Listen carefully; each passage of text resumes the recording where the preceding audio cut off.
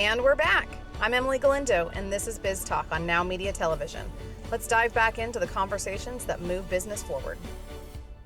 Welcome back to Biz Talk. If you're just now joining us, I'm your host, Emily Galindo, and we have a guest today who's Andrew McKain, founder of McCain Power Systems, and we've been talking about what they do to help us keep the lights on and so that we can keep doing business and keep making money.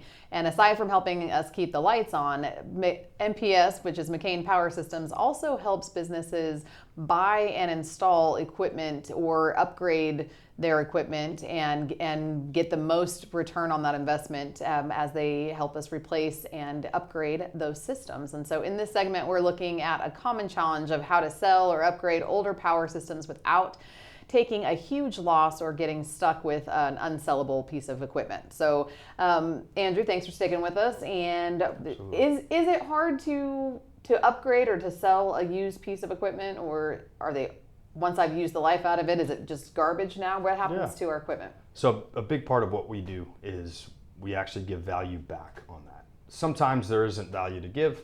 It kind of depends on the brand, the age, the hours, how many hours that unit has on it.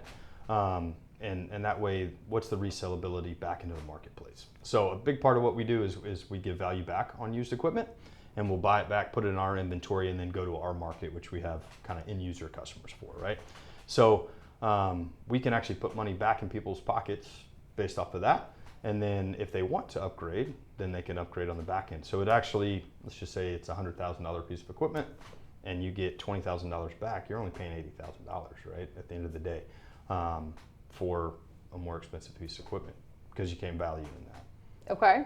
And does everything have, I mean, you said it will give you value if it doesn't, but you during the break, you were explaining about a piece of equipment that had like rusted tank that you wouldn't give any, can we not parse it out? Or? You can, okay. Yeah. So for instance, that piece of equipment, we would just take it out of the enclosure, scrap the tank, scrap the enclosure, and then just keep the generator piece of it. So depending on how it's built, there's different levels, and you kind of just don't know that until you go to the market. So you asked, the first question you asked was, is it hard to resell it?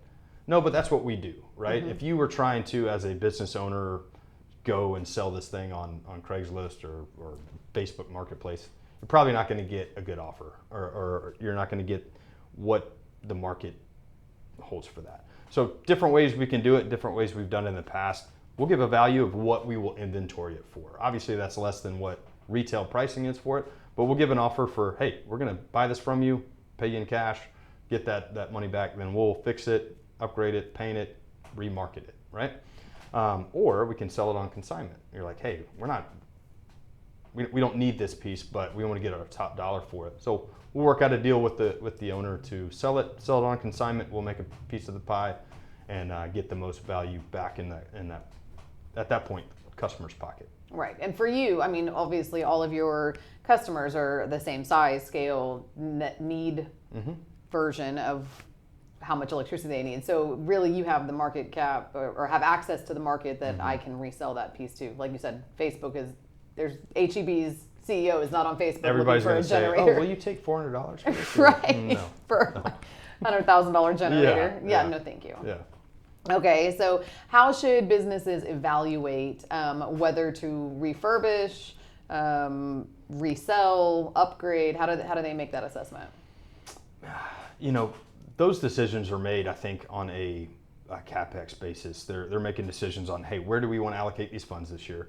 And if that is something that has come up on the annual maintenance cycles, I think that makes sense for that company to make that decision. It's a case-by-case basis. If that's been a constant, thorn in the side, right? It makes it a little bit easier to say, hey, we need to allocate some funds here. Do we need to fix it? Do we need to sell it? Do we need to get rid of it?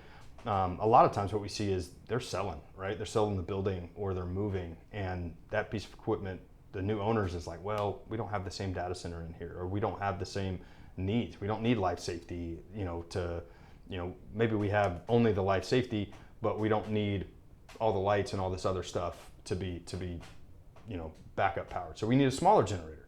So they don't need a 500 kW, they need 250 kW. And so a lot of times we'll see them getting rid of that older, bigger piece and then coming in and putting in a new one. So it's case by case basis. Okay, and what factors really, like if reselling is the thing, as we were talking about that, what are some factors that really help us increase the value? Like maybe I'm trying to make that decision about maybe in 5 years we'll resell it, but if I sold it right now, I would probably get more money out of it, right? Because you said hours was one of them. What are some other things that increase the value of the equipment? Yeah, it's the brand. Older stuff. Typically, people right now are taking it out early 2000s to 2010, right? So we're seeing some turnover there. That's 25 years old now.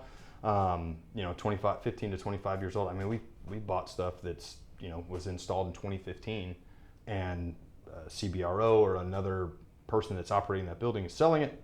They're selling the unit with it, and or Mass Mutual, like a data center, is selling off their site. They don't need the same voltage. They don't need the same, so they'll sell off the site. But to answer your question specifically, yes, hours matter. Does it have maintenance? That's a lot. That's what we ask. Hey, this has 1,000 hours on it. Proof of maintenance? Okay. Dealing with the site specific, do you have logs? Who did the maintenance on it? And then calling up those people and getting actually that information is pretty important to resell it. If I don't know what happened and it's, I don't know if it runs, if it produces, who knows? I mean, we're buying one right now out of Atlanta that hasn't ran in 5 years. So we're actually going to send one of our guys out, pull oil, take new batteries, make sure it's all lubed up, start it up, because if it's spraying oil everywhere, we're not going to pay much money for it. Right. So, and if you can't get on site, sometimes you got to say, hey, my offer is here, right? We're going to offer you this much, because you cannot provide maintenance hours, pictures, any data tags, anything to help me identify the year, make, model, hours, condition of what I'm buying. It's like buying a used car, right? If you're buying a used car and you have no idea what has happened, hey, I'm going to offer you $500. But if you know that thing is in mint, pristine condition, it's been taken care of, it runs, no issues, yeah, you might pay $10,000. That could be a huge spread. Right. Right.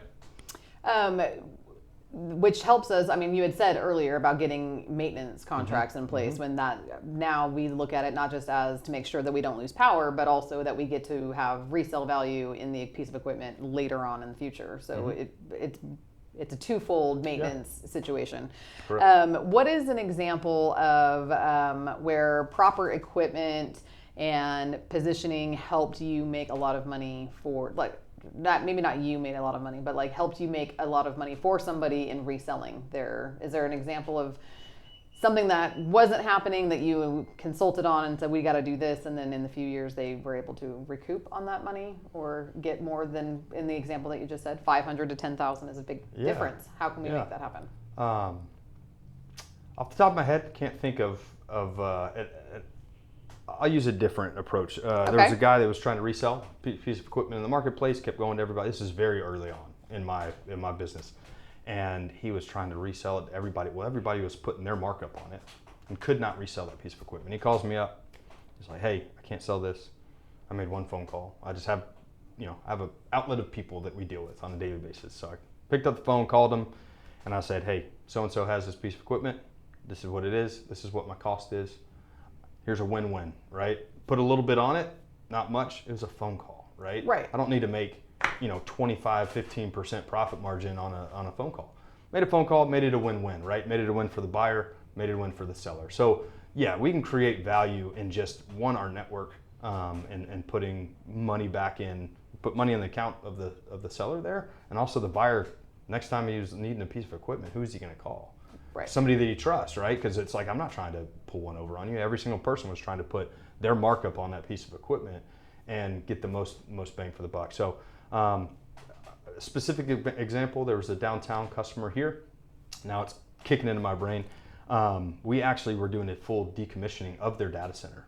And so they had a 1500 kW Cummins, big Cummins unit coming out. And we needed to give value back. So we made them an offer. We also did the decommissioning of it, so they had to kind of pay us some money because we were taking out all their infrastructure, pulling cable, all that. Well, then they needed another generator on where they were moving down the road. And so we sold them that. $0 out of their pocket. We actually wrote them a check for $8,500 at the end of it all. Wow. So we literally bought their generator. We did the decommissioning on that site. They moved buildings, like high-rise buildings, to the city center, and then we sold them a new generator, and then we ended up paying them at the end of it because there was a credit back on it. So, specific example. I love that specific example because I mean, I think it shows way more about who you guys are as a business and the type of business that you're doing, because it really is about how do we create situations where everybody can get what they need and want, and if everybody did business that way, we all might be in a better place. We're takers are the worst kind of customers and the worst kind of vendors. So we're not takers. We want everybody to be a win-win. Bunts and singles, they all produce runs, right? So we don't have to hit a grand slam every single time. We want return business. We want return customers. We want guys. You want raving fans. You want people that are out there saying, "Man, hey, you need a generator? Call McCain," right? And that's kind of what we've built our business on. I think that's full of integrity, and we appreciate that. Yeah, thank you. All right, we'll stick around one more time. We're going to go to commercial break, and when we get back, we're going to finish with Andrew talking about how aligning your power strategy with your business growth plan. Those two need to be in line, otherwise you will be without business and without power. So we'll be right back. We are just getting started. Stick around and we'll be right back with more lessons, insights, and behind-the-scenes stories from the people driving real business forward. You're watching Biz Talk, only on Now Media Television.